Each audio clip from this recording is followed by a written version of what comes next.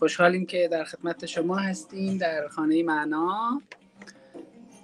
از خانم صرافان عزیز تشکر میکنم، مدیریت محترم خانه معنا و همکارانشون خانم بلایی و خانم بوستانی، آیت لطیفی عزیز که این فرصت رو فراهم کردن که من بتونم در خدمت شما عزیزان باشم.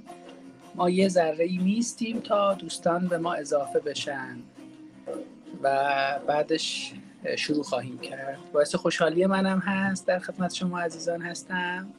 امیدوارم جلسه خوبی رو با هم داشته باشیم در مورد بحران.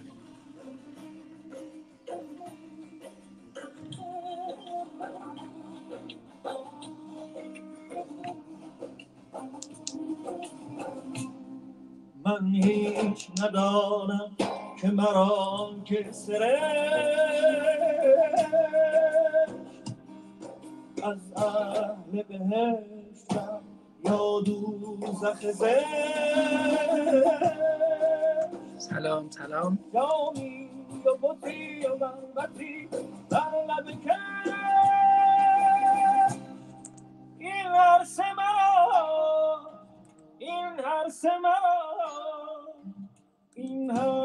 مرا نقد تو را نسیه به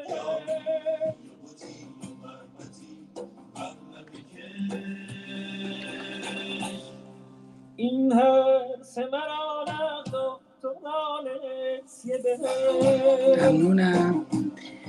خب ما از اینجا از خیام عزیز خداحافظی میکنیم و در خدمت شما عزیزان هستم. به همه شما دوستان خوبم سلام عرض میکنم هر جای ایران که هستین، چون میدونم یه دوستانم از خارج از ایران هستن و حضور دارن. ممنونم که اینجا هستین از خانه معنا و عزیزان خانه معنا که بله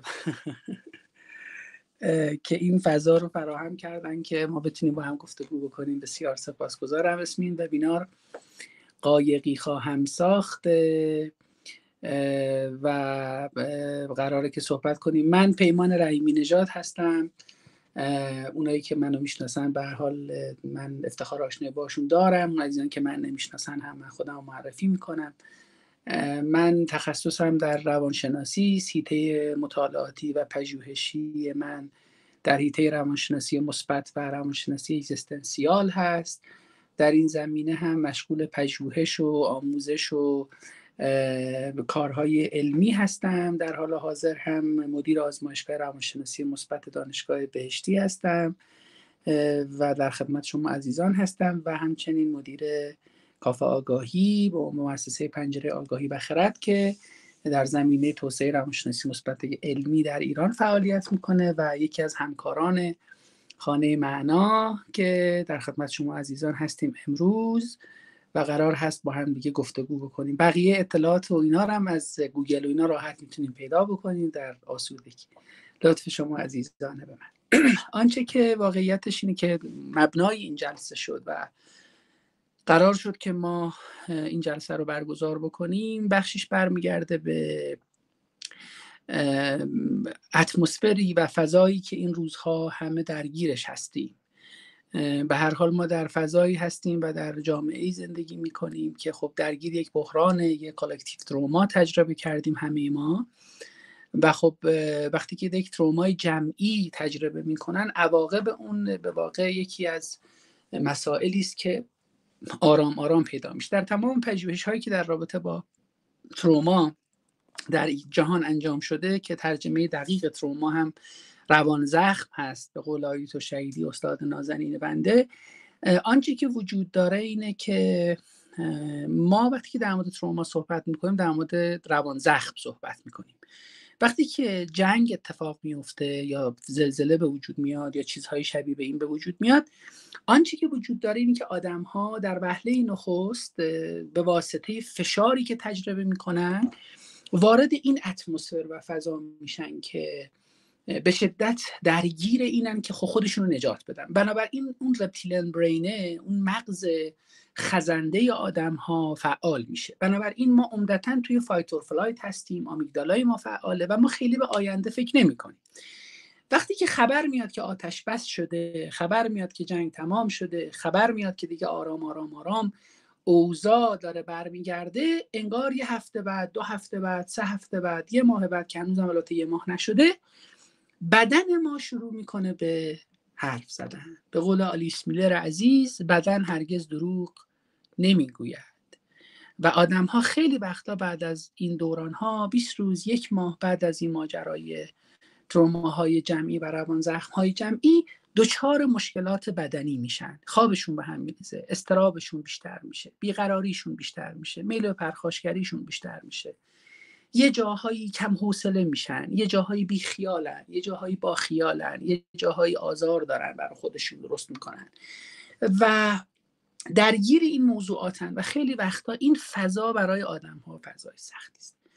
بنابراین به پیشنهاد عزیزانم در خانه معنا و خب شرایطی که وجود داشت، ما به این فکر کردیم که در راستای مسئولیت اجتماعی که وجود داره، برای عزیزانمون بتونیم پس از این دوران همکاری انجام بدیم، همون که در کافه آگاهی هم این کار انجام داده بودیم و این وبینار از اونجا ساخته شد که حالا به هر حال افتخار این رو داریم که در خدمت شما هستیم. برای شروع، برای اینکه منم با شما عزیزان یه ذره آشنا شم و به هر حال بیشتر دوست باشیم توی فضای، من چند تا جمله میخونم براتون.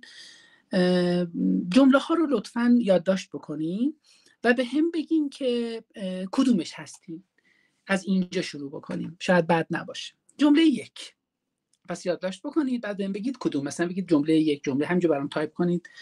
جمله 1: میخواستم همه چیز رو مدیریت کنم، تحمل آشفتگی و بی‌نظمی رو نداشتم. سوال اینه، وقتی بحران میرسه بیشتر کدوم یکی از این جملات برای شما کار میکنه؟ کدوم یکی از این جملات شما انجام میدین؟ جمله 1: میخواستم همه چیز رو مدیریت کنم، تحمل بی‌نظمی و آشفتگی نداشتم. این جمله اوله. جمله 2: خودم رو کنار میکشم، از همه فاصله میگیرم و ترجیح میدم در یک جای آرامی مسئله رو حل کنم. جمله 3: شروع کردم به مراقبت از دیگران. یعنی وقتی بحران میرسه من شروع میکنم به مراقبت از دیگران و حواسم به بقیه است و فراموش حتی میکنم که خودم هم هستم. جمله 4: سریع رفتم سراغ این که چیکار باید کرد. الان چیکار؟ وقتی بحران رسید الان چیکار باید بکنم؟ حالا این برای بعضی از آدم‌ها کار میکنه. جمله 5: حسی نداشتم، کرخت شدم، انگار قطع شده بودم، هیچ ارتباطی با هیچی نداشتم. این برای شما چجوری کار میکنه؟ جمله 6: با خشم، اعتراض یا دعوا یا بیقراری یا حساسیت یا گریه واکنش نشون دادم. و جمله 7: نشستم فکر کردم که این بحران یعنی چی؟ چرا هست؟ پس ما 7 جمله داریم. حالا شما عزیزان به هم بگین که کدوم یک از این 7 به شما نزدیک تره؟ 2 خب 1 3 6 میکس شد. 4 و 7 بله. 1 7 بله. 4 1 و 2 بله بله.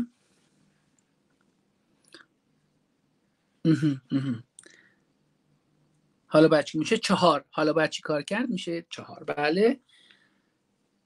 آها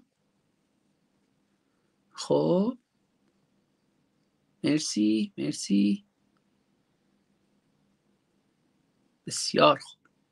همه عزیزان گفتن دیگه فکر کنم، نه؟ بسیار خوب. حالا باید چی کار کرد؟ بسیار خوب. خب جمله 7 بسیار خوب.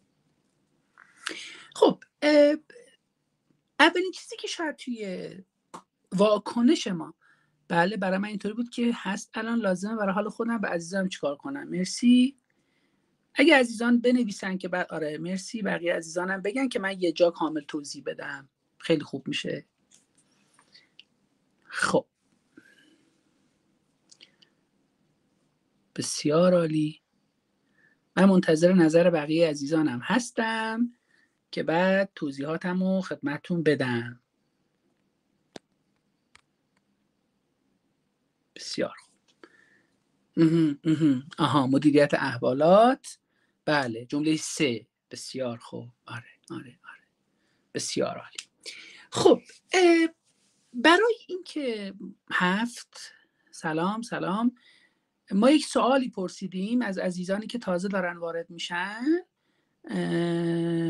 بله الان دوباره میگم، دوباره هیچ مشکلی وجود نداره، ما اینجا دوباره میگیم تا با هم گپ بزنیم.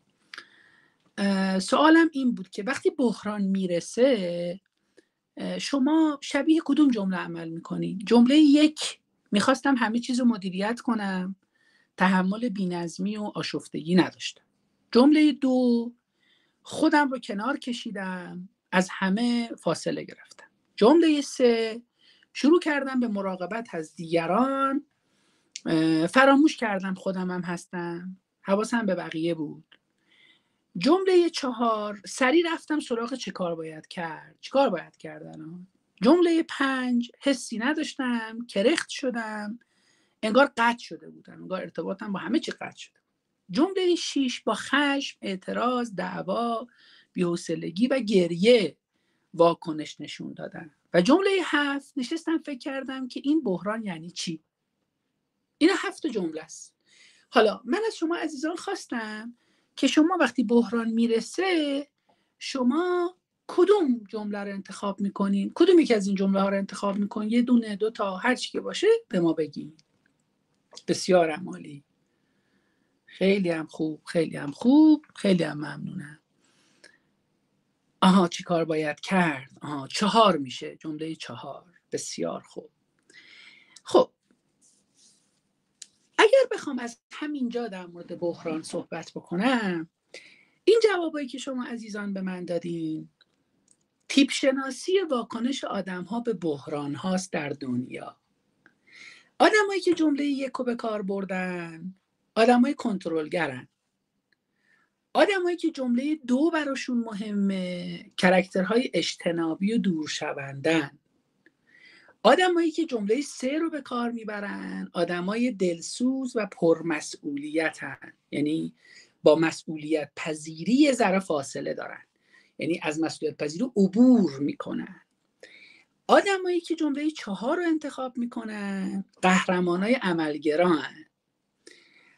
آدمایی که جمله 5 رو انتخاب میکنن آدمهایی هستن که دچار به اصطلاح یک از همگسیختگی درونی شدن، بهشون میگیم مردگی درونی عملا پیدا کردن.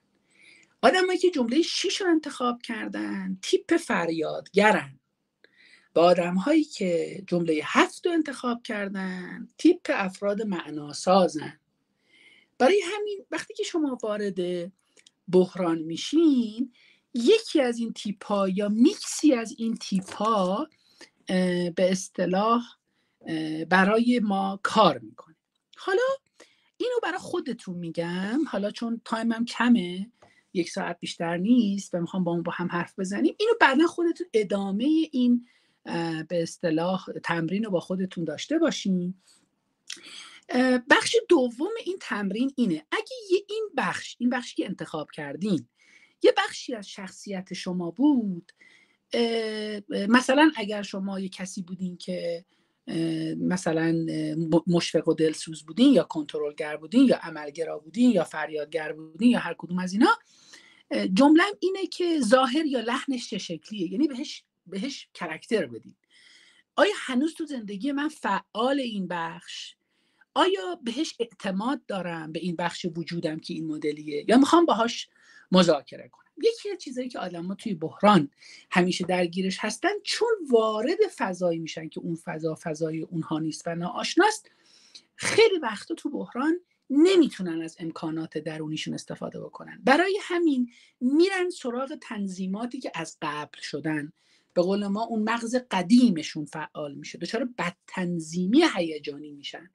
اگر شما بیایید بعد تیپتون رو پیدا بکنید و این بخش از شخصیتتون رو به رسمیت بشناسید، بگید خب من یه ساکت درون دارم، من یه کنترلچی دارم، من یه پرستار بی صدام، من یه آدم معناسازم، من یه آدم فریادگر بی اعصابم، مثلا یه آدم عصبانی ام، مثلا یه آدم فریادگر تنها ام، مثلا هر کدوم از اینا.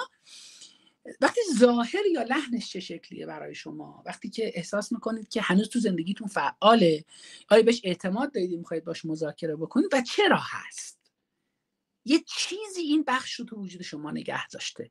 اگه این چند تا سوال از خودتون بپرسین، شما به یک بخشی از وجودتون پی میبرین که انگار برای شما میتونه کمک کنه. این خودآگاهی الگوی درونی شما در برخورد با بحرانه. وقتی اینو یاد میگیرین بچه‌ها، اولین چیزی که وجود داره اینه که ما وقتی میخوایم در مورد قایقی برای عبور از بحران‌ها و رویارویی با ناکامی‌های زندگی مواجه بشیم، ما نیاز داریم نه تنها از ابزارهای بیرونی استفاده بکنیم، بلکه نیاز به یک تغییر یا همراهی با تیپ درونیمونم هست. و آدمی میتونه به نظرم کارآمد باشه در بحران‌ها که هم تیپ درونی خودش رو بشناسه و اون رو ست بکنه با شرایط و فضای بیرونیش. برای همین عزیزان، اگر شما قراره برای خودتون به اصطلاح این فضا رو داشته باشین، شاید منطقاً فضایی که برای ما وجود داره اینه که خب یه ذره واکاوی بکنیم این فضا رو. سوال مهمتر اینه که در مورد این تستی که ازتون گرفتم، اگه بخواید بگید خب الان شما اینا رو ما گفتی، ما میخوایم یه نقشه روانی برای خودمون درست کنیم، یه تیپ درونی خودمون در مورد بحران دنبال بکنیم. این سوالایی که خدمتتون میگم بهتون کمک میکنه بعد از جلسه که این تیپ ها رو یه ذره با خودتون همراه تر بکنید. یکیش اینه کدوم بخش از وجود من اومد جلو؟ کنترلگرم، بخش دلسوزم، بخش فرار کننده و اجتنابیم، بخشی که داشت میگفت که مثلا یه کاری بکن، کدوم بخش کرختم، چه ویژگی هایی داره اون بخش؟ مثلا ترس از بی‌نظمی داره، مثلا میل به رضایت دیگران داره، مثلا نیاز به قطع ارتباط داره، مثلا تمایل به حفظ ظاهر داره، مثلا چه ویژگی داره؟ قسمت بعدی اینه که خب حالا آیا میخوام که اون رو همراه خودم نگه دارم؟ چرا؟ آیا میخوام باهاش گفتگو کنم؟ چرا؟ آیا بخش جدیدی از خودم میخوام فعال بکنم؟ چرا؟ وقتی که شما اینا رو در نظر میگیرید، انگار اون مونولوگ تبدیل میشه به یه دیالوگ تو بحران. و آدمای برنده و کارآمد آدمایی هستند که تو بحران دیالوگ درونی دارن. وقتی که تو دیالوگ درونی داری، انگار قرار داری. بنابراین یه اتفاقی میفته. کسی تو بحران میتونه حرف واسه گفتن داشته باشه که لنگرگاه‌های درونیشو بشناسه. هر چقدر شما به لنگرگاه‌های بیرونیتون تکیه بکنید یا همش اونور باشین، شکنندگی شما بیشتر خواهد بود. بنابراین اگر بخوایم بخش دوم رو خدمتتون بگیم، اینه که یه سوال خیلی مهمی که هست علاوه بر این عوامل درونی، عوامل بیرونی مثل تکیه‌گاه‌های بیرونیتون هم هست. چه چیزایی واقعا به من کمک میکنه تو بحران دوام بیارم؟ یکی میگه نوشتن، یکی میگه یه نفر که میتونم باهاش حرف بزنم، یکی میگه مراقبه، یکی میگه حضور در طبیعت، یکی میگه موسیقی، یکی میگه کار کردن، یکی میگه اعمال مذهبی، یکی میگه شوخ طبعی. و این نشون میده که خب پس تکیه‌گاه‌های درونی رو فهمیدیم، تکیه‌گاه‌های بیرونی رو هم فهمیدیم. حالا سوال مهم اینجاست، هیجانات غالب شما چی هست؟ تو بحران بیشتر چه احساسهایی رو دارم؟ مثلا ترس دارم، بیقراری دارم، ناکامی دارم، سردرگمی دارم، اندوه دارم، شرم دارم. کدومشون هستین؟ شما فکر میکنین کدومی که از این هیجانات غالب شماست؟ شما تو بحران ها چه هیجان غالبی رو تجربه میکنید؟ اینجا برای من بنویسید لطفا. اندوه، بله. ترس، دیگه چی؟ ترس،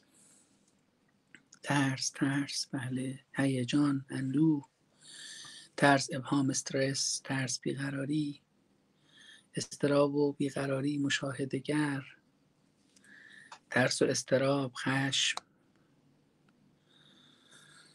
بسیار خوب. حس آشنا نیست، کلمه‌ای حس آشنایی نیست. اندوه، استرس، اضطراب و اضطراب، کنترلگری من میاد بالا، غم، بله، بسیار عالی، خیلی خوب. دلم میخواد با خودم خلوت کنم، کلمه‌ای ندارم براش. بسیار خوب. هیجان‌های متفاوت، بسیار خوب. استرس، بله. ترس از دست دادن خانواده، خواب، بله. سعی میکنم کنترل کنم هیجانم، مدیریت کنم شرایط رو. بسیار عالی، مرسی.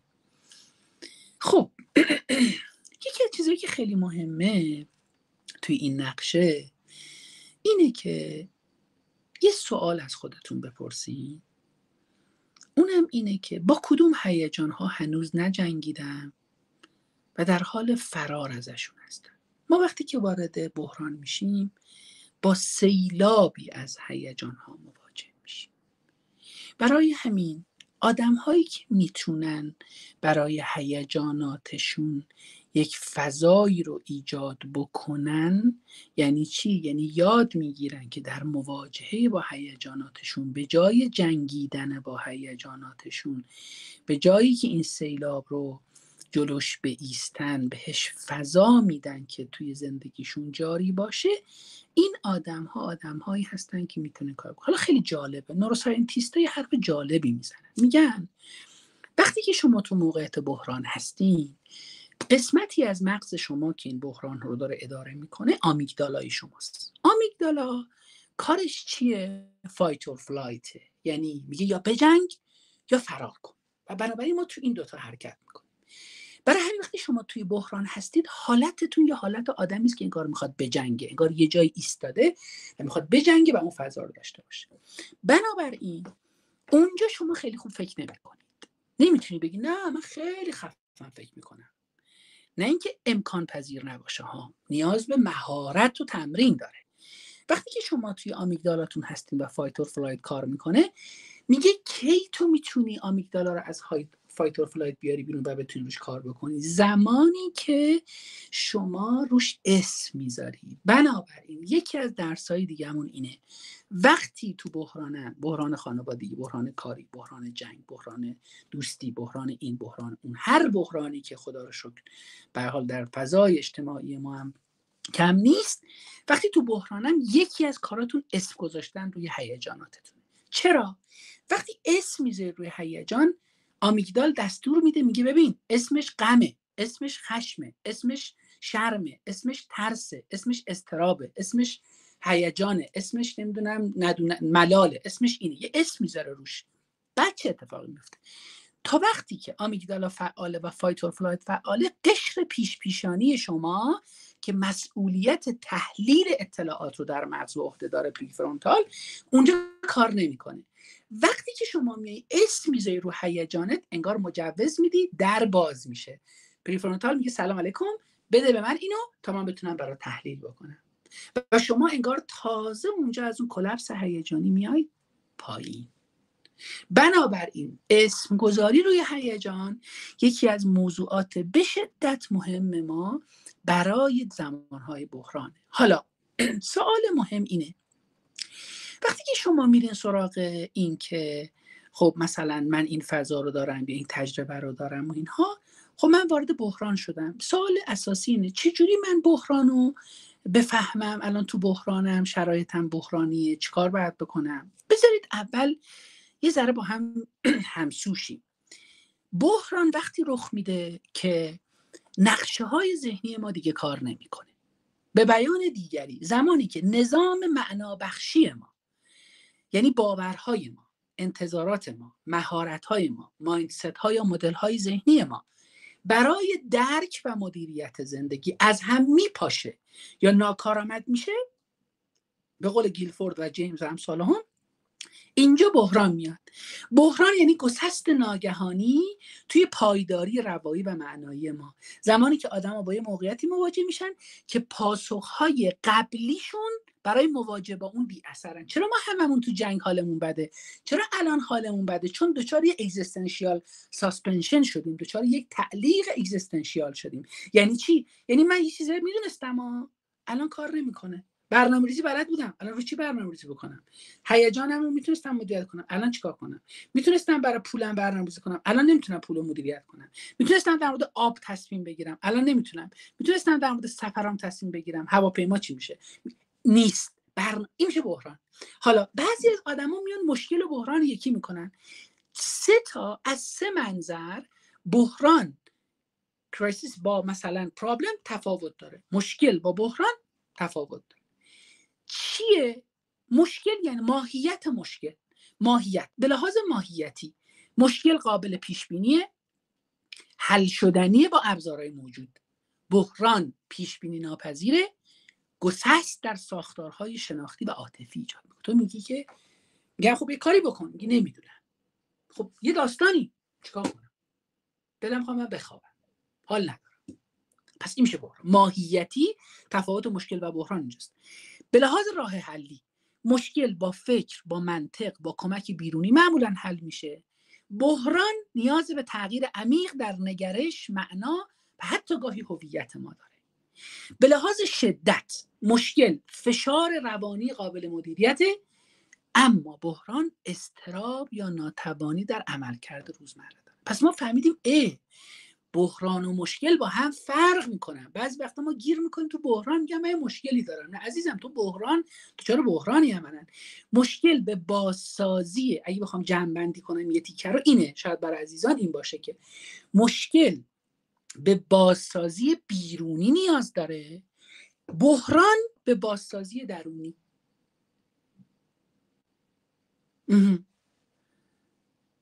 آها تو گوشی خبر میخوندم.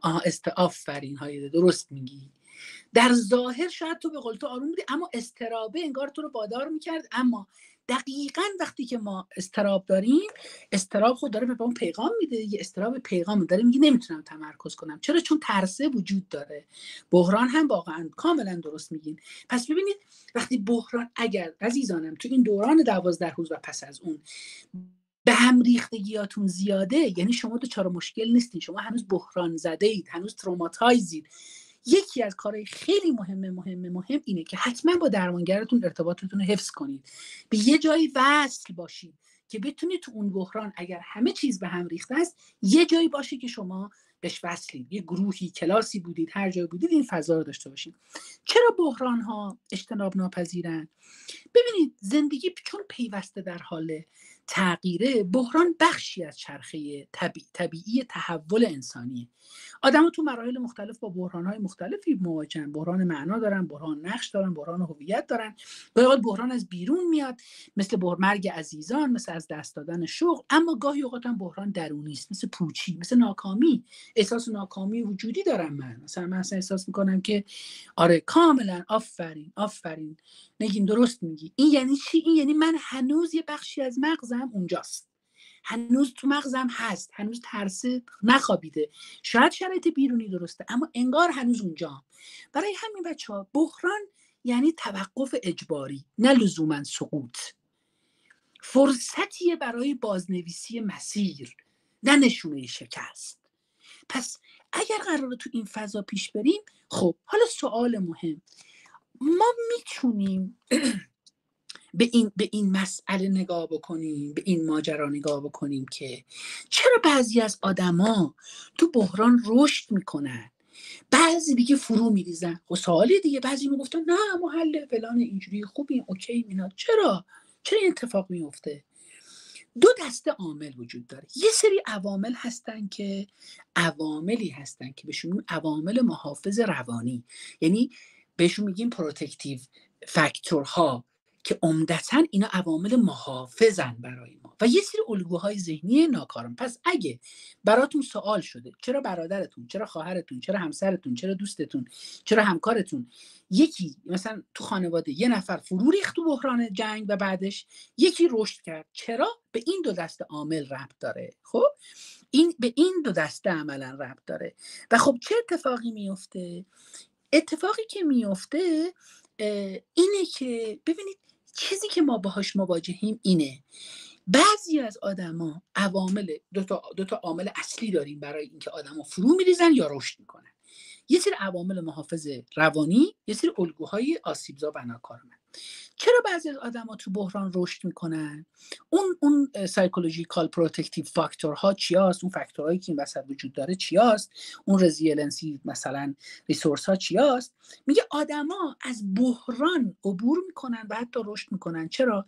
چون یه مجموعه ای از منابع روانشناختی، روانی، نگاه شناختی و اجتماعی دارن که بهشون کمک میکنه برای معنایی که توی زندگیشون میتونن بسازن. چون ما وقتی تو رنج قرار میگیریم ما باید معنا خلق بکنیم، باید معنا بسازیم. حالا مهمترین منابعی که اگه بخواید یه لیستی به من بگید، خب رحیم اینجا من نگفتیم ما میخوایم رشد کنیم، اصلا فارغ از این که چی بودیم میخوایم رشد کنیم، چه کار باید بکنیم؟ من فکر میکنم که این عواملی که خدمتتون میگم که تو پژوهش‌های مختلف کاشتان، مثلا روتنبرگ، مثلا بندورا و یه عالمه پژوهشگر دیگه تو این زمینه ها مثلا هست، میگه این پژوهش هایی که انجام شده مثلا چارنی و اینا مثلا میگن که شما اگر قراره که عوامل مقاومتی یا منابع مقاومت، منابعی که به شما کمک میکنه رشد بکنید در بحران رو بشناسید، این چند تاست. یکیش مینینگ میکینگ، معناسازی. یعنی چی؟ از جناب فرانکل عزیز که سالها پیش این جملات رو گفته و بعد بقیه اگزیستنسیال هایی که بهش اشاره کردن میگم که معناسازی یعنی چی؟ یعنی توانایی یافتن معنا در دل رنج. این یه بحث خیلی مفصله. خب کتاب جستجوی معنا کتاب قشنگیه، حتما بخونیدش، اما واقعیتش اینه که کافی نیست.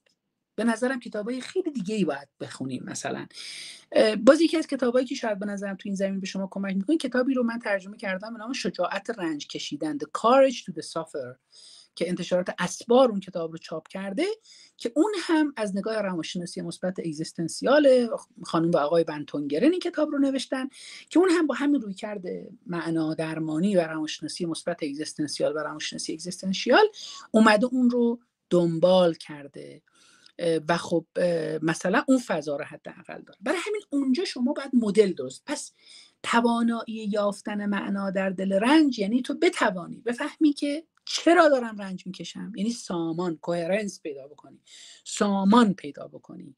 یعنی چی؟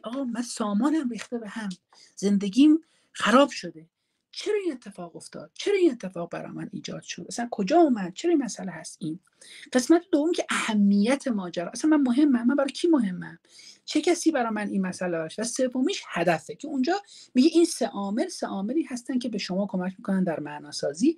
و خب حالا ما در ادامه در انشالله در یک دوران دورتری در خانه معنا، خانه زیمانا البته باید بگم، در خانه زیمانا یک دوره ناکامی داریم نام روبرو، که در اون دوره قرار از این بحث‌ها خیلی مفصل‌تر استفاده بکنیم. پس یکیش معناسازی است، یکیش انعطاف پذیری شناختی است، یعنی کاگنیتیو فلکسیبیلیتی. به چه معنا؟ به معنای این که وقتی یه اتفاقی میافتد من نگاهم و زاویه دیدم میتونم تعدیل کنم، یا میچسبم میگم همینی که هست، ما میشینیم همینجا نمیریم، هیچ اتفاقی هم نمیفته برای ما، همون روشی که داشتم رو تکرار میکنم. میگه این اسمش انعطاف پذیری شناختی است، تغییر زاویه نگاه و تعدیل انتظارات. آیا میتونی انتظاراتت رو از عزیزان تعدیل بکنی؟ چون یکی از دلایل رنجش ما در مقابل عزیزانمون همینه، انعطاف پذیری شناختی ندارم، پس همه اذیتم میکنن، همه رو مخمن، همه آزارم میدن، چطور اینو ندارم. حالا این بحثی نیست که حالا الان بهش اشاره کنم. یکیش خودکارآمدی است که بندورا اشاره میکنه، میگه باور به این که من میتونم شرایط رو مدیریت بکنم. یکیش روابط حمایتی است. آدم امن، آدم همدل پیدا بکنید در کنار خودتون. آدم جدی، آدمی که همدل شماست، آدم امنه. سوشیال ساپورت برای ما خیلی میتونه مهم باشه و سوشیال ساپورت اگه داشته باشیم خیلی چیزها میتونه کمک بکنه. برای همین وقتی که شما در مورد آدم همدل صحبت میکنید این فضا هست. یه خیلی جالبی بهتون میگم. گاهی اوقات ما انقدر این آدمای همدل تو جهانمون نیستن که ما کم میاریم. شاید تو همین جنگ ما خیلی از آدما رو دیگه باشون حرف نمیزنیم، بعضی رو بیشتر باشون حرف میزنیم، چون فهمیدیم اونی که من فکر نمی‌کردم اتفاقا به من زنگ بزنه، زنگ زد، پیگیری کرد، حواسش بود. و اگه آدم همدل تو زندگیتون دارید نگهش دارید. جهان خیلی سخته. گاهی اوقات آدمای همدل به درد ما میخورن. تلاش بکنیم آدمای همدل و آدمای آدمایی که یه چیز بگم در موردشون، حالا بعداً شاید یه روزی حرف زدیم در موردش. چیزی که در مورد آدمای همدل خیلی مهمه که شما با آدم همدل همسویی ارزشی دارید، نه همراهی، نه لزوما همراهی منفعتی. یعنی چی؟ یعنی اینکه شما با آدمی که میگی من این آدم همدل منه، این آدم امنه، یعنی با این آدم همسوام، ارزشام همسوه. ما عمدتاً با کسانی که منافعمون تعارض پیدا میکنه ما خیلی وقتا مسئله پیدا میکنیم. یکیش مهارت تنظیم هیجانه. یعنی من آیا میتونم غممو تحمل کنم؟ میتونم خشممو تحمل کنم؟ میتونم این ایموشن رگولیشن، یعنی من مهارت تنظیم هیجان دارم، من تحمل ابهام دارم. الان ما هممون تو ابهامیم. و یه خواهشی هم دارم، ما در کافه آگاهی حالا چند وقت دیگه اگر عزیزان صلاح دارن حتما به دوستان خانه معنا میدیم، یک پژوهشی رو داریم انجام میدیم در مورد همین حالت ابهام که اگه دوست داشتین میتونید تو شرکت کنید، بعد جوابم براتون میفرستیم که وضعیت شما تو تحمل ابهام چگونه است. مهارت توی تحمل، ابراز و پردازش هیجانات دردناک. خشم دارم، من پر از خشمم، پر از غمم، پر از ناراحتیم، پر از حال بدم، پر از اینم، پر از اونم. چه اتفاقی میفته؟ حالا بذارید داستان براتون بگم، بقیه‌شو بگم براتون. یه روز بودا توی سکوت ظهری با پیروانش تو جنگل نشسته بود. یه کشاورزی با عجله اومد و پرسید که راهبان عزیز ببخشید گاوای منو ندیدین شما؟ گفتن چی؟ گاو؟ ما داریم مراقبه میکنیم، وسط مراقبه اومدی گاو میپرسی از ما؟ برو بابا. حالا اینا رو من میگم، اینجوری نبود. خلاصه میپرسه که گاوای منو ندیدین شما؟ مثلا من گاو داشتم، چند تا گاو داشتم، امروز همشون فرار کردن. اگه گاوام نباشم من چجوری زندگی کنم؟ من بدبخت میشم. حشرات مثلا محصول کنجد منو خوردن، من چیزی دیگه ندارم، اصلا نتونستم چیزی درو بکنم، بارون نیامده، نمیتونم زندگی کنم، زن و بچه‌مو چیکار بکنم، قرض دارم، خونم خراب میشه. ای وای این گاوا رو شما ندیدین، یکی کمک کنه به من. همینجوری هی بیقراری. همه اینها اگه اینجوری پیش بره فکر کنم با خودم بکشم، دیگه چیزی ندارم، من برای چی زندگی بکنم؟ همه رو ناامید میکنم. بودا بهش میگه دوست عزیز، ما مدتی اینجا نشستیم و ندیدیم هیچ گاوی رد بشه. شاید باید مسیر دیگه ای رو جستجو بکنیم. کشاورز رفت. بودا به پیروانش نگاه کرد و گفت که راهبان عزیز، بسیار بسیار خوششانس هستیم که هیچ گاوی برای از دست دادن نداریم. گاو استعاره از آنچه که باید رها کنیمه. دیدگاهمون درباره خوشحالی یک گاوه. دیدگاهمون درباره خیلی از چیزها یک گاوه. به خاطر همینه که نمیتونیم شاد باشیم. شاید یه تمرین قشنگی بعد از این داستان بودا باشه، اونم اینکه یه کاغذ بردارین و اسامی تمام گاوامونو بنویسین. چند تا گاو دارید اصلا شما؟ میونه تمام ایده هایی که درباره شادی هم هست ما گرفتاری نشدیم، رنج میبریم با تمام این چیزایی که میجنگیم. من توانایی رها کردنشون دارم. گاهی اوقات یه برگه برای نوشتن تمام اسامی این گاوا نیاز داریم. اگر تمام این گاوها رو رها بکنیم، اگر رها کردنشون ما شدت آرامش میده و شدت آرامش ما رو بیشتر میکنه. ما خیلی وقتا یه عالمه گاو داریم و این گاوهان که ما رو عصبانی میکنن، این گاوهان که حال ما رو بد میکنن. چون 15 دقیقه بیشتر وقت ندارم، شوخ طبعی یکی از منابع ما برای رشد کردن در تروما به اصطلاح توانایی جنبه‌های پارادوکسیکال و غیر قطعی زندگی. اینو ما بتونیم کار بکنیم. حالا چرا بعضیا نمیتونن تو بحران فرو میریزن؟ چرا مثلا این اتفاق میفته؟ فروپاشی تو بحران معمولا ریشه تو باورها یا شناختهای انعطاف ناپذیر و آسیبزای ما داره. مهمترین الگوهاش چیان؟ آدمای کمالگرا. آدمایی که طرحواره به اصطلاح معیارهای سرسختانه دارن. این آدم‌هایی هستند که توی دوران بحران حالشون از بقیه بدتره. پس اگه حالتون خیلی بد شد بپرسین که نکنه من کمالگرایی سختگیرانه دارم. این آدما باور دارن فقط در شکل باید حتما همه چی کنترل کنن، باید بی‌نقص باشه، باید اینجوری باشه. بحران خوردشون. دسته دوم آدمایی که تحمل ابهام ندارن. وقتی نقشه ها کار نمیکنه میگم من تا اینجا رو بلد بودم، چه اتفاق؟ مثل زمانی که شما ویز میزدیم، یا مثلا مثل زمانی که مثلا یه کاری انجام میدادیم، مثلا گوگل مپ زدیم چند وقت همشون خراب میریم گم میشیم، میگیم وای چیکار کنم، استرس میگیریم. این اون تحمل ابهامه و انسان مدرن باید تحمل ابهام پیدا بکنه. وقتی نقشه ها کار نمیکنن آدما عمدتاً دچار اضطراب شدید میشن. ذهنیت قربانی که الحمدلله در جامعه ما مثلا نیست، ویکتیم هود اصلا نیست، مثلا تصور ناتوانی مطلق در برابر زندگی و نیروهای بیرونی. ما متاسفانه ذهنیت قربانی و مایندست ویکتیم پرسونالیتی در جهان ما خیلی زیاده. بزرگنمایی تهدیدها، همه چیز تمام شد، من نمیتونم تحمل کنم، تموم شد، من بزرگنمایی میکنم. وابستگی افراطی به کنترل، وقتی که چیزی کنترل نمیکنم میگم فروپاشی ها. وقتی شوهرمو کنترل نمیکنم، بچه‌مو نمیتونم کنترل کنم، زندگیو کنترل نمیکنم، پارتنرم کنترل نمیکنم، خدافظ، زندگی ترکید، دیگه نمیتونم جمعش کنم. درماندگی آموخته شده، اون لرن هلپلسنس، یعنی بحران انگار این شکلیه که من آدم بی‌ارزشیم. حالا اگر قراره که من تو این فضا پیش برم، اینه جملهش که اگه جمع‌بندی بخوام بکنم این بخشو، بحران یه زمین حاصلخیز برای رشد عزیزانم. اگر ابزار درونی کاشتن رو، دقت کنید، اگر ابزار درونی کاشتن رو داشته باشیم یه جور رفتار میکنیم، و اگر فقط خاک فرسوده‌ای داشته باشیم و هیچ کاری نکنیم، فقط دنبال این باشیم، میشه فضا برای رنج. سوال، تکیه‌گاه‌ها تو بحران چه شکلی هستن؟ من چجوری باید به بحران مثلا چه چیزایی میشه پناه برد؟ از نگاه نیمار و پارک و اینها، پژوهشگران حوزه مثلا این فضا، میگه اگه تکیه‌گاهی در بحران میخوای داشته باشی، میگه اولا اینو باید بدونیم. امیرحسین شاید جوابی که میگم ایناست، مثلا به نظرم بهترین روش که نداریم، من بلد نیستم البته، اما حالا بقیه‌شو میگم تو ببین بین اینا کدومش بهتر. تو دل بحران ذهن و بدن آدم‌ها تمایل شدیدی به بازگشت به ثبات داره، اما نقشه‌های آشنا از کار میافتند و آدم‌ها نیاز به لنگرگاه‌های جدید دارن، نیاز به تکیه‌گاه‌های وجودی دارن، نیاز به فضای معنوی و بدنی دارن، منابعی که احساس امنیت، معنا و انسجام رو بازسازی بکنه. حالا اگه بخوایم دسته‌بندی بکنیم، به قول امیرحسین گنابادی عزیز، روش‌هایی که برای مواجهه با بحران داریم، این دسته‌بندی کمک میکنه. یکیش معناست، یه سری به معناتون بزنید، احساس این که رنج معنا داره یا میتونی معنایی براش بسازی، تاباوری ما رو میبره بالا. معنا گاهی اوقات مثلا مثل چی؟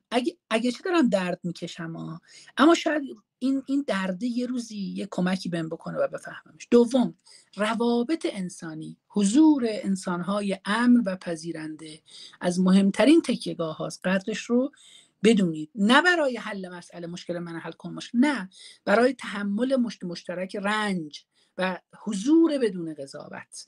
مثلا یه تماس کوتاه با دوستی که فقط گوش میده، یه درمانگری که گوش میده، میتونه احیاگر باشه. بدن، امبادیمنت، بدن شما این فضا رو داره. بچه یکی از کارهایی که همین الان باید انجام بدید اینه، ببینید همین که الان نشستین، پاهاتون رو بذارید رو زمین، دستاتون رو مثل من اینجوری بزنین رو پاهاتون و فشار بدین توی هم. وقتی بحران تجربه میکنین رو فشار بدین، گراوندینگ انجام بدین. حالا 4 شماره دم از بینی، 4 شماره، 7 شماره نگه میداریم و از همه مهمتر بازدمشه، 8 شماره بازدم میکنیم. همزمان دست هامون رو 10 شماره که داریم کار انجام میدیم شروع میکنیم به فشار دادن. ببینید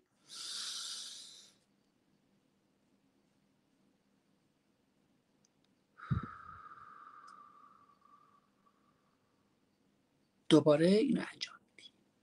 وقتی تمرین های بدنی انجام میدیم، لمس زمین با پاهامون، تنفس 4 7 8، انگار کمک میکنه که این فضا باشه. گاهی اوقات طبیعت به ما کمک میکنه، حتی اگه نمیتونن بریم دیدن مناظر طبیعت توی گوگل و امثال هم و اینها.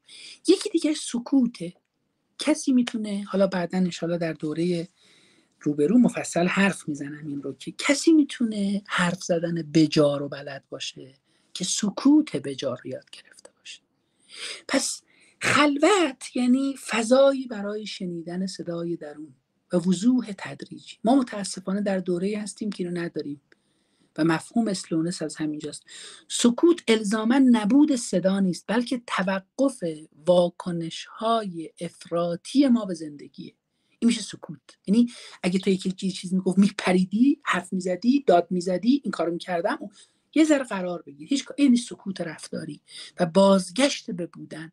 هنر و توی نگاهی که مالچیودی توی بحث بحران داره خیلی جالب میگه هنر زبان جان است وقتی کلمات از کار میافتند. خیلی قشنگه. مثل همین حرفی که خیام عزیز به ما میزنه، چون عهده نمیشود کسی فردا را، حالی خوش دار این دل سودا را. می نوش به نور ماه ای ماه، که ماه بسیار بتابد و نیابد.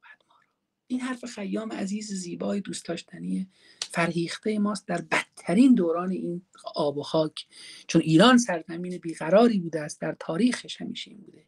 برای همین این حرف رو دقت کنید، میگه هنر زبان جان است وقتی کلمات از کار میافتن. نقاشی، موسیقی، نوشتن، رقص، همه اینا میتونه به ما کمک کنه. مثلا یکی از تمرینایی که من بچه‌ها دادم این بود، توی کلاس گفتم یه بوم بخرین، دست بزنید توی رنگ‌های انگشتی و شروع کنید با سر انگشتاتون روش کشیدن. هی بکشید. نقش‌های مختلف، فضاهای مختلف، آرومتون میکنه، سبکتون میکنه.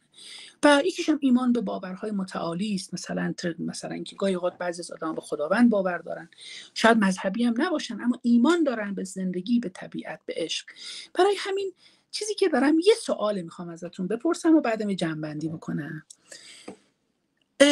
یه لحظه چشماتون رو ببندین عزیزانم، یه لحظه چشماتون رو ببندین. 10 دقیقه زمان داریم، بعدم یه تایم برای سوالات شما. چشماتون رو ببندین لطفاً. از بینی نفس بگیرین، بازدم کنین. توی طوفان گیر کردین،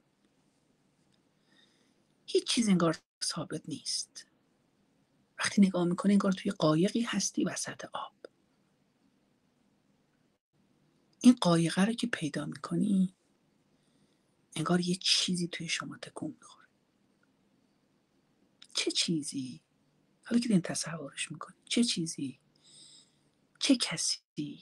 یا چه تجربه‌ای درون شما هست، در زندگیتون هست، یا حتی در تخیلتون میتونه اون قایق باشه. قایق شما کیه؟ قایق شما چیه؟ قایق شما چه تجربه‌ایه؟ وقتی وسط بحرانی کیه که انگار وقتی که میشینی میگه آخه وسط این بحران این قایق منه؟ حالا برام بنویسید لطفا، چشاتون رو باز کنید و برام بنویسید که قایق شما کی بود، چی بود، چه تجربه‌ای بود، چه حرفی بود. آها، آفرین علیرضا. خداوند، خدا و عزیزانم، مرسی، همسرم، مرسی بچه‌ها، خودم، مرسی، خونه، آها آفرین، خدا، مرسی، پسرم، آها آفرین، مرسی، خانواده‌ام، عالیه، مرسی ازتون بچه‌ها. میتونه رها کردن باشه. آفرین امروزین، آفرین. دیگه چی؟ تواناییام، بله، کاملا موافقم باتون. پدرم، به، خودم، قایقم، آخه عزیزم، خدا رحمتشون کنه، روحشون در آرامش باشه. قطعا که کنار شما هست و قطعا حالا این که نوشتین و برای عزیزانی میگم که عزیزانشون از دست دادن. در نگاه اگزیستانسیال میگه وقتی کسی از کنار شما میره یک میراث معنوی برای شما میگذاره. میراث معنویش یا روانیش اون رفتاراشه، ارزش‌هاشونه. برای همین میگه که وقتی تو ارزش‌های اون کسی که از این جهان دست شسته و رفته رو زیست میکنی، انگار داری جهان اون رو زیست میکنی. سمیه جان، برای همین شاید هم تو باید این فکر کنی وقتی ارزش‌های پدر رو زیست می‌کنی شاید بهت کمک میکنه که بتونی انگار پدر رو زیست بکنی در این جهان. بچه‌ها همه اینایی که گفتین درسته. یه چیزی که میگم و این آخرین بخش ماست، وقتی که وارد این فضا میشیم و بحران میاد و قایق رو میخوایم بسازیم، باید این کلمه رو بنویسیم: نگاه بکن اما نگیر. این جمله رو بنویسیم: نگاه کن اما نگیر. یعنی چی؟ یعنی این که چیزی که وجود داره اینه که ما باید یه چیزی رو بفهمیم در زمان بحران. پذیرش یعنی به جای مبارزه یا اجتناب اجازه به هیجانات و افکار ناخوشایند بدیم برای بودن بدون قضاوت. برای همین این چند تا کارو بکنید وقتی که تو بحران هستید از هر جنسی. یکیش این که آماده بشین، روی صندلی راحتی دستاتون رو بذارید، مثلا تنفس داشته باشین برای خودتون، به بدنتون برگردید، هیجانات جاریتون رو شناسایی بکنید. الان چی بیشتر داره اذیتم میکنه؟ خشم. چی بیشتر؟ ترس. چی بیشتر؟ ناامیدی. فقط نگاهشون کنید. این آدمی که انگار نشسته تو سینما به اینا دارن میگذرن، مشاهدهشون بکنید بدون تلاش برای تغییر یا حذف. تصویر سازی کنید. یه هیجان، الان یه ابری که انگار تو آسمونه دارم میبینمش، اما اون ابر رو نمیگیری، نمیچسبی بهش، فقط اجازه میدی که باشه و بگذره. و بعد با این تنفسه و تمرکزه انگار به خودت کمک میکنی که تو این فضا بری. سوال مهم اینه وقتی که ما تو این فرایند قرار میگیریم، اگه بخوایم به خودمون کمک بکنیم چه چیزهایی باعث میشه که ما حال بهتری داشته باشیم؟ جمع‌بندی من از جلسه امروز این هست که اگه بخوایم یه قایقی بسازیم، مثلا تو شرایط اجتماعی ناپایدار و فشارهای اقتصادی، بحرانهای درونی ما هم تشدید میشه. فقدان ثبات بیرونی عزیزانم ضرورت داره که ما یک قایق درونی داشته باشیم، یک نقشه ذهنی و هیجانی خودمون رو بسازیم و اون رو مستحکم بکنیم. به قول بونانو میگه قایق درون، حالا به تعبیری میگه این چیزی که اسمش قایق درونی، یک چارچوب شخصی است برای تاب‌آوری، برای معناجویی، برای مواجهه آگاهانه با ناکامی‌ها و چالش‌ها که ما رو در طوفان زندگی حفظ میکنه. اگه بلدش نیستین با این ناکامی‌ها مواجه بشین، بعد یادش بگیرین ناکامی بخشی از بحران و زندگیه. مهم این که چطور اون رو تفسیر میکنیم و باش مواجه میشیم. برای همین یکی از کارهای مهمتون اینه بشینید، یه تمرین خیلی قشنگی اینه که بشینید داستانهای خودتون رو قبل از این 12 روز و بعد از این 12 روز بنویسید. من قبل از این 12 روز فکر میکردم که کسی هستم که خیلی خفنم، خیلی جدیم، خیلی محکمم، هیچ کسی برام مهم نیست، اینم اونم اینها نمی‌نویسی. بعد استاپ، خدافظ، فردا. حالا بعد از این 12 روز دارم میگم که من اینم، من دلم هم تنگ شد، من ترسیدم، من قش کردم، من حالم بد بود، من پنیک شدم، من دلم برای خونمون تنگ شد. چه اتفاقی افتاد؟ اگر قرار شما یه نقشه درونی برای عبور از بحران داشته باشید، این چند تا مسئله رو کنار هم بذارید. این یه رودمپ عملاً. یکیش وضعیت الانتون، یعنی آنچه که الان هستید، شرایط فعلی و احساساتتون. دومیش نقاط قوتتونه. 3 تا توانمندی یا منبع درونی و 3 تا منبع بیرونی خودتون رو بنویسین که این من، خانواده‌ام، صبوریم، ایمانم، یکی از دوستام، ماشینم، نمیدونم اون، اینا بس میشه. سومیش ارزش‌های منه. میترا وقتی که 3 سال تو بحرانی باید در نظر بگیرید چه شما چه بقیه، این بحران‌هایی هستند که وقتی که توش خیلی میمونید و عمر میکنه، بحران‌ها زیاد میشه، فرسوده میشید و خیلی خود مراقبتی بیشتری داشته باشید، خود شفقتی بیشتری داشته باشید. حالا اگه حوصله کردین کتاب مهربانی با خود تیم دزموند رو که من ترجمه کردم، مال انتشارات شمدونی هست، اون کتاب بدی نیست تو این زمینه‌ها، کتاب خوبی است، کتاب خود شفقتی به شما کمک خواهد کرد. پس سومین گام ارزش‌های منه. 3 تا ارزش مهمتون که مثلا میگید صداقت، امید، مثلا اینها درک میکنم، میگید نمیشه بیرون اومد، اما قطعا میشه فضایی رو ایجاد کرد. مثلا این فضا هست. سمیه جان یه چیزی خدمت شما بگم، رابطه مستقیمی بین سوگ و عشق وجود داره. هر چقدر ما عاشق یک آدم باشیم، هر چقدر یه آدمی در جهان ما آدم بزرگی باشد، وقتی از دستش میدیم سوگوارتریم. پس شما سوگواری. برای همین باید حتما با درمانگرانی که تو این زمینه کار کردن این فضا هست.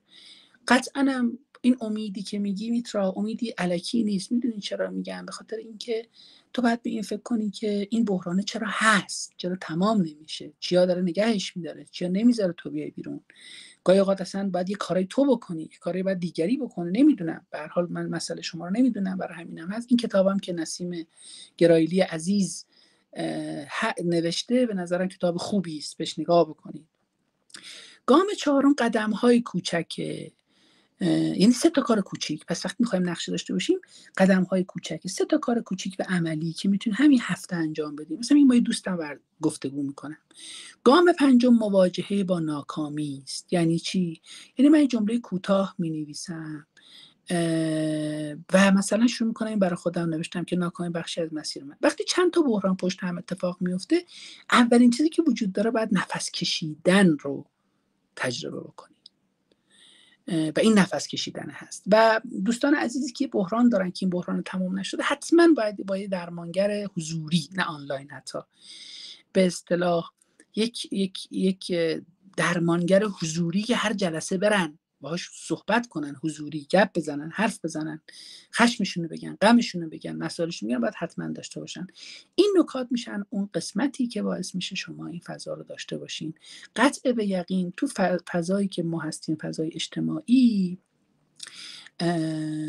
چند تا چیز هم خدمتتون میگم در مورد فضای اجتماعی. یکی این که اولا محدود بکنید مصرف اخبار رو. قبلا به بچه‌ها گفتم خبر رو مثل آب مصرف نکنید، مثل قرص مصرف بکنید. نکته دوم، احساسات و افکارتون رو بنویسین. رایتینگ، روزی 5 دقیقه رایتینگ برای خودتون داشته باشید. این کمک میکنه که ذهن شما آروم شه. نکته سوم، سعی بکنید که در مواجهه با اتفاقات سخت به این فکر کنید که خب من نباید باش بجنگم. چهارم این که کارهای کوچک انجام بدید. کارهای خیلی کوچیک، مثل اینکه آقا من قهوه دوست دارم، یه قهوه درست میکنم برای خودم میخورم. حالا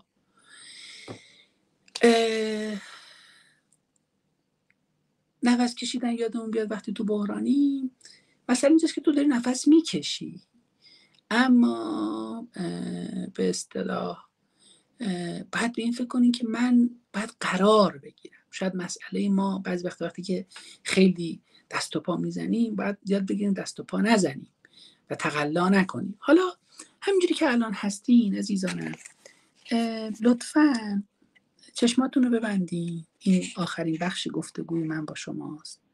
چشماتون رو ببندین، یه کمی دم و بازدم داشته باشین، یه مراقبه کوتاه با هم داشته باشیم به هر حال، و با همین گفتگوی ساده یه مراقبه کوتاه داشته باشیم، بتونیم با هم یه ذره آسوده باشیم تو این فضا. دم از بینی نفس بگیریم و بازدم، دم و بازدم.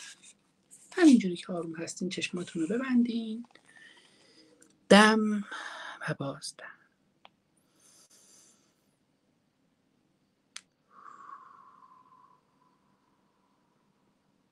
دم و بازدم.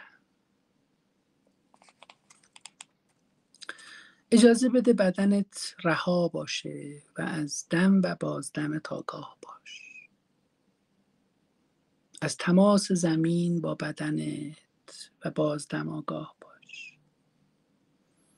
با دم آگاهی رو متوجه چشمانت کن و با بازدم بگذار چشمانت آرام بشن. بگذار در کاسه سرت رها بشن همه چیز. تنش تمام عضلات کوچک اطراف چشم ها رو رها کن.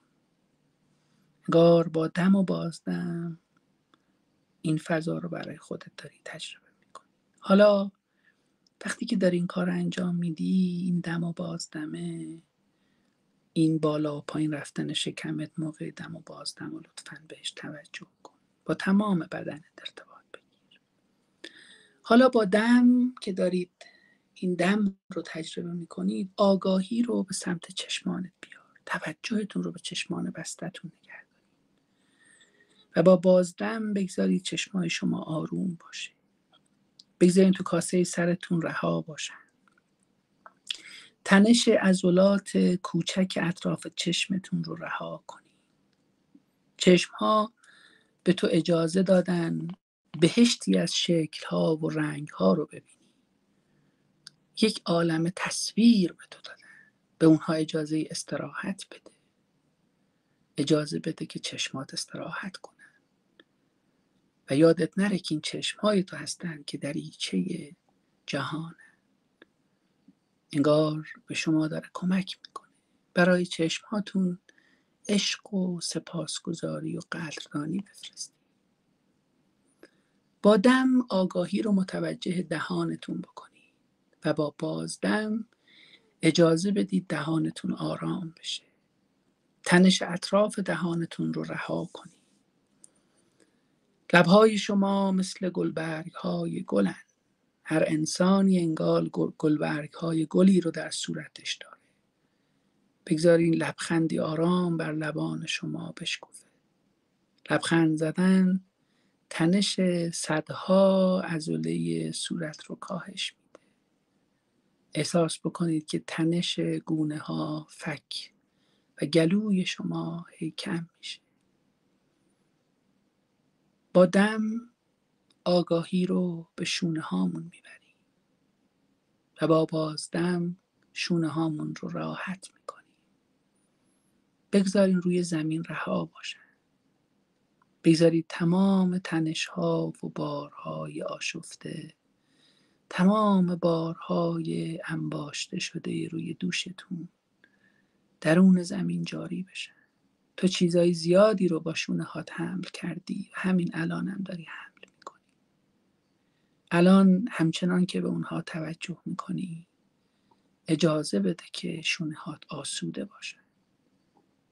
با دم از بازوهات آگاه شو و با بازدم بازوهات رو شل کن.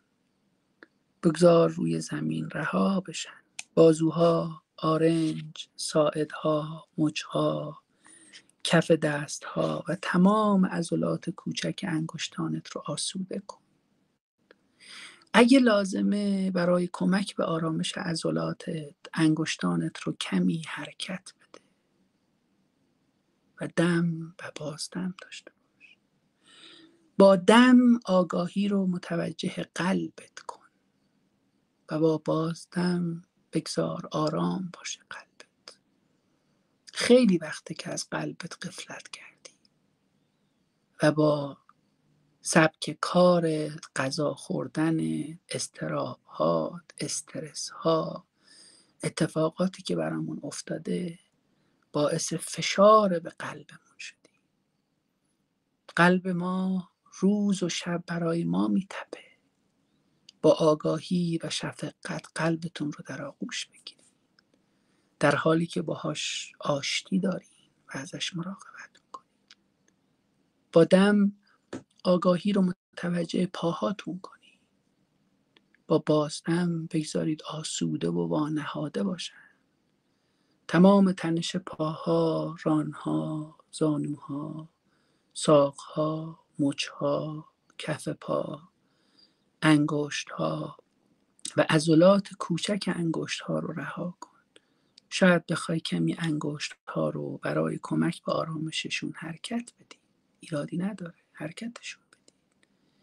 عشق و توجه رو به انگشتاتون بفرستی. با دم و بازدم تمام بدنتون رو مثل نیلوفری آبی که انگار روی آب هست سبک تصور کنید. جایی برای رفتن و کاری برای انجام دادن نداری الان. تو این لحظه آزاد و رها باش، مثل ابری شناور در آسمان. آگاهی رو به نفست و بالا و پایین رفتن شکمت برگردون. با دنبال کردن نفستون و تنفستون از دستها و پاها آگاه شو. شاید بخوای کمی کشش یا حرکتشون بدی. هر وقت آماده بودی آرام بنشین و هر وقت آرام بودی چشماتون رو باز کن. خب خسته نباشین عزیزانم. امیدوارم که خوب و سلامت باشید همتون. خیلی ممنونم از این تایمی که اختصاص دادید به ما در خانه معنا. سپاس از شما عزیزان و امیدوارم که هر جا هستین حالتون خوب باشه در کنار عزیزانتون. اگر سوالی دارین کوتاه من در خدمتتونم. اگر هم ندارین که عزیزان از خانه معنا، خانم بلایی عزیز، خانم بوستانی عزیزان اگر نکته‌ای دارن من در خدمتشون هستم.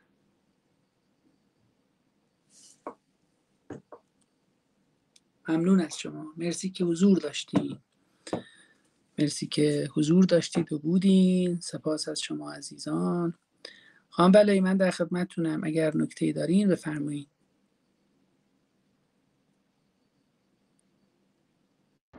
سلام وقت همگی بخیر باشه.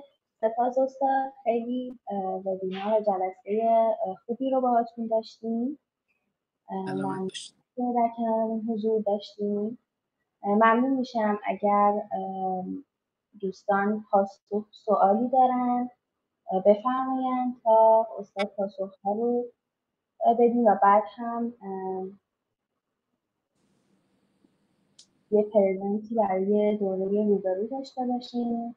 بسیار خوب، بسیار خوب. بله. یه توضیحات بیشتری در این باره داشته باشیم. تا عزیزان میگن ما یک دوره رو در خانه معنا طراحی کردیم. البته مال قبل از دوران جنگه، مال فکر کنم اردیبهشت خرداد بود، اوایل خرداد بود، به نام دوره روبرو که این دوره تحت 8 هفته است که من در اون دوره از نگاه اگزیستانسیال به شیوه عبور آدم‌ها از بحران‌ها، از ناکامی‌ها صحبت می‌کنم و تحت عنوان خرد ناکامی، کشف خرد ناکامی است که در خانه معنا افتخار این رو خواهیم داشت که این دوره رو برگزار بکنیم. اطلاعاتش عزیزانم در خانه معنا دارن. توضیحات رو در سایت خانه معنا میتونید نگاه بکنید در دوره روبرو که اون دوره رو قرار برگزار بکنیم انشالله در آینده نه چندان دور و دنبال بکنیم و خب به هر حال بتونیم اون فضا رو داشته باشیم. خوشحال خواهیم شد که در اون دوره داشته باشیم عزیزان رو، حضورشون رو. این دوره است که من از نگاه روانشناسی اگزیستانسیال، از نگاه روانشناسی مثبت اگزیستانسیال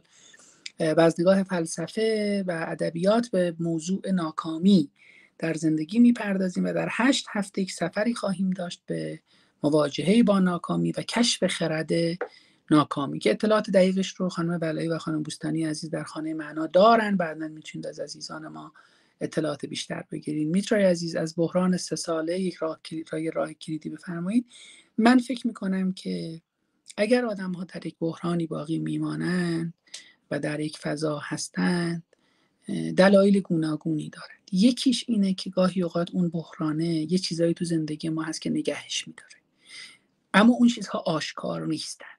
فکر میکنم که شما دوست عزیز باید به این مسئله نگاه کنید که چه عوامل پنهان بهتره بگم، چه عوامل پنهانی وجود داره که اون بحران رو در جهان شما نگه داشته و حفظ کرده. قسمت دوم اینه که به روش هاتون فکر کنید. گاهی اوقات ما بهش میگیم ناامیدسازی خلاقانه. میگیم وقتی که 5 تا روش استفاده میکنی توی مسئله جواب نمیگیری، بیا اون روش ها رو بنویس، درصد اثر بخشی براشون مشخص کن. اگه زیر 50% هست اون روش ها به دردت نمیخوره، وقت تو بابت اونا تلف نکنه، ناامیدت میکنه.